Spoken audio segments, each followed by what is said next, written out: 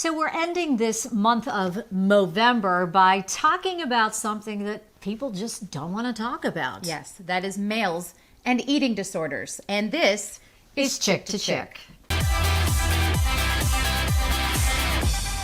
So when we talk about eating disorders, we're talking about binge eating, we're talking about bulimia, we're talking about anorexia, and we're also talking about something that is typically associated with females. Mm-hmm. About 3 to 4% of all females will develop some sort of an eating disorder, but this also affects men, and we cannot discount that. Although the numbers are smaller, only about 1.5% of males develop an eating disorder, they also will have a greater tendency to suffer from depression as well.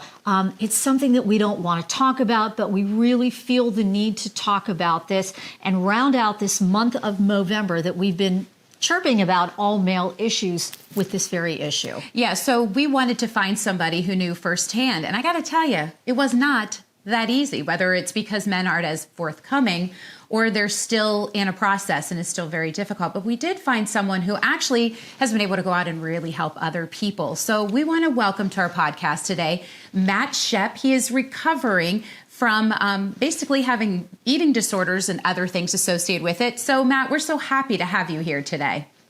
Thank you. It's so nice that you guys were able to find me and I was able to come in and sort of share my story with you guys. Yeah, so share your story. Can you start with exactly when you developed an eating disorder? Yeah, so I came from first of all, like when you think about the statistics around eating disorders, I think you guys were absolutely right where eating disorders have the highest mortality rate of any mental illness because people get diagnosed with they had a heart disease or they had this where really in some form or another, it was a connection or a symptom of their eating disorder. And the same thing goes with men. I think there's so many men that are undiagnosed or it's okay to be an exercise bulimic and be in the gym for 3 or 4 hours. So I think there's so many more men that have it than even what the statistics say because we just haven't figured out how to really bring men into the conversation. I feel like I've always had an eating disorder. I grew up in alcoholism. And so I chose food from a very, very early age as a way for me to deal with all of my family issues that were going on. I just didn't have any tools. So I remember as early as second grade, like hiding a piece of cake, like running and grabbing a piece of cake and like hiding it behind the toilet when my mom was coming in and having those awkward moments with my parents about what I'm doing with food.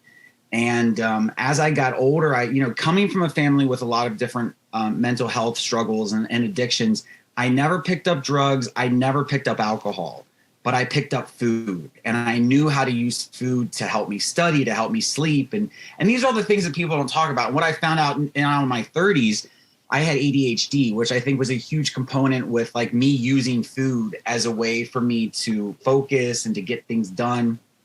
And a whole other side to my binge eating disorder in high school was my exercise bulimia, where I reached a point where I was chewing and spitting food out and I went on a really rigid diet and I would exercise 3 hours a day and I lost all the weight in high school, literally like out of a movie where like you go home for the summer and you come back and you're like that hot kid and all the girls wanted to date you. And I had a girlfriend for 2 years.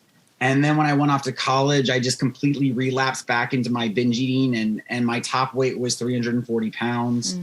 And that's another thing people don't want to talk about in eating disorder recovery is weight in regards to eating disorders because there's such association around anorexia and bulimia in terms of talking about weight is a real trigger. But I think for men and women, there's this whole other side around obesity that we don't want to talk about, where there is a connection to binge eating disorder that we have to be willing to start having that conversation around. And so that's really a huge part of what I try to do is share that truth. I think what I heard you say when you were talking about your family and using food, would you say that this is really a control issue? And was it a control issue for you that you felt like your life was out of control and food was something that you could control? Well, for me, I think it was more about like the act of stuffing. It was the act of stuffing my feelings. So I already knew I had no control over the things that were going on in my life. So for me, I had no tools or way of really talking to people about what I was feeling. My parents were focused on other things. So for me, it was that act of stuffing my feelings. So, and that's really what it was. So I would stuff my feelings and then I would emotionally blow up later on. So even in my family, I looked like I was the crazy one because I would finally have these emotional outbursts and they'd be like, Matt, like, get your shit together. Yeah. Okay. So when you're in this position and you are fluctuating between, do you know you have an eating disorder? Are you aware of that going on with you? Number one. And number two, a lot of men don't know how to reach out and get help. What did you do to, basically find the diagnosis and get some help? Right. So I think the important thing was, first of all, I always thought that, like, the weight was the problem. And if you look, like, culturally, we talk about, oh, I have a weight problem. It's like, no, you don't. You have a food problem. You have an eating problem. And so there's just a lot of language that we have to start, like, letting go of in order to really get to the core issue of what it is. And so for me, in high school, I remember after I had lost all that weight and I started gaining it back, I still have my journal and I have journal entries where I'm drawing pictures of a fat version of me, like really sad, like things. And I'm saying in there, I even wrote in there, like, I can't stop eating. So I had an understanding of it, but I couldn't connect it. And so that was when I was like 18. And then when I was 21, I had moved out to Los Angeles, bought a one-way plane ticket. I was over 300 pounds and I just hit bottom. Just like a drug addict hits a bottom with drugs and alcohol, I was practically homeless. I was choosing food over shelter. And I had a friend who was in AA. And I remember her having a conversation with me about her drinking and this and that. And I really made this association between that with my eating and recognizing that it was an addiction. So there's a lot of like 12-step programs for not just addicts, but also for people who struggle with food addiction.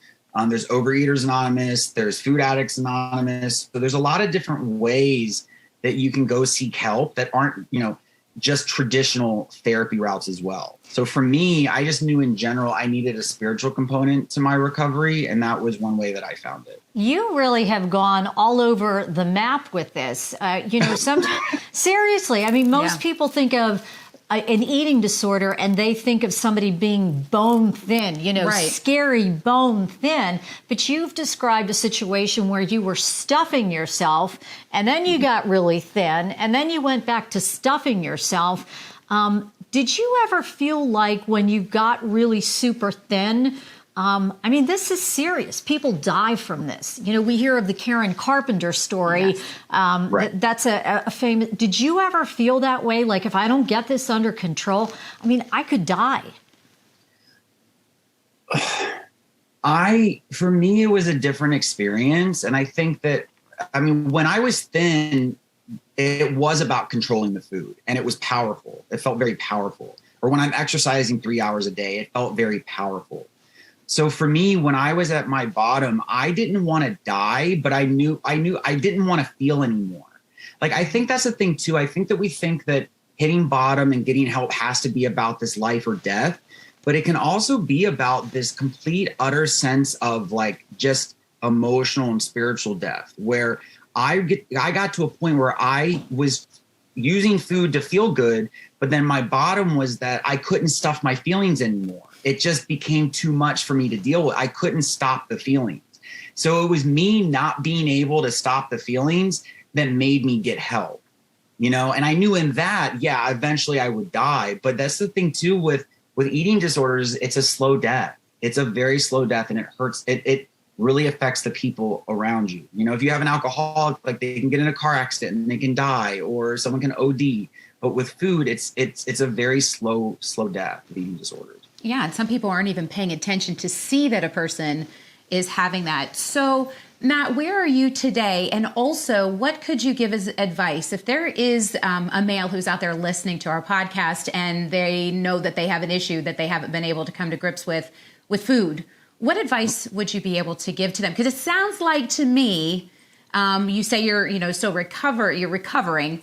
Yes. That it's always something that you're probably going to work on. So whatever you tell yourself, what advice would you give to someone else? Well, I think the first thing is like, losing weight or acknowledging that you have a problem or changing how you eat is just the beginning. it's just the beginning of a much bigger journey that we're all on to kind of becoming more of who we want to be. And I also think for me, I had to acknowledge that like the food was just a symptom. My weight was just a symptom. And I think a lot of men, there's a lot of cross addiction. So for me, like a big part of when I was morbidly obese was addiction to pornography. That was a huge component of it. There's when I got thin, there was struggles with love addiction and codependency that I didn't know that I had. So there's all these different sides to it. And I think the thing is, when you know you need help, be willing to be awkward, be willing to be uncomfortable, and be willing to be crazy, because it's the only way we get better is when we start to get uncomfortable. And like there's this saying and that I love. It says, you can't save your face and your ass at the same time. And wait a minute, say that again. I love it. You can save your face and your ass at the same time. Got it. Perfect. And like, just whatever your struggles are, let them be the thing that helps you, that gives you your story. You know, we all have a story to share. And, you know what, the most masculine thing I can do is to just own my shit and to be honest about it and be willing to do the work. And it's amazing what honesty has brought into my life.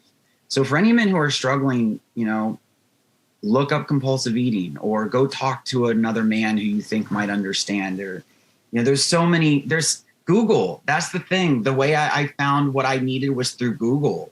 Because the more honest we are, the more willing we are to get the answers we need. Well, you look great. We're so happy to hear that you are doing well. Mm-hmm. And we want to thank you for sharing your story with us. It's an important story. You have a powerful message. And we just thank you again for being open and honest with us, because it was a struggle to find a guy who was willing to talk about it. So thank you. Thanks. And the timing of it, real quick, the timing of when you chose me to come on, I literally on Friday celebrated 15 years of abstaining from compulsive eating and maintaining a healthy body weight. So that is fantastic. So bravo to you. Congratulations. Yes. Thank you so much. Absolutely. Thanks. Wow. Yeah. You know what? We're ending this month of Movember on a positive note. Here's a guy who was struggling with an issue, but he was willing to talk about it. Yes. He was willing to get help. Action. And now he's doing so much better. Yeah, we appreciate Matt for telling his story, and we appreciate you for tuning in and listening and watching, and we hope that you will be back with us when we're chirping about another topic.